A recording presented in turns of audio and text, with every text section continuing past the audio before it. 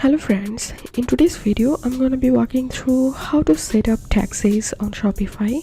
But before getting started this video, make sure to subscribe. How to 1 minute. So first of all, log into your Shopify account and click on settings and click on taxes and duties, and here you'll find your taxes option.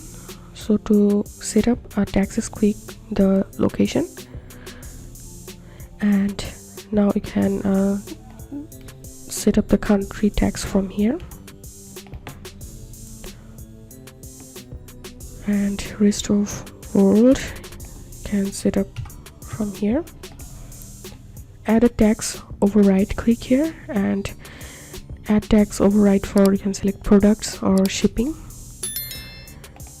and enter your tax rate here and click on add override. So this was how we can set up taxes on Shopify. If you have any questions, feel free to post in description. If you think to see more WordPress videos, please check the links in descriptions. If this video helped you, give a thumbs up and please consider subscribe. How to 1 minute. Thank you for watching.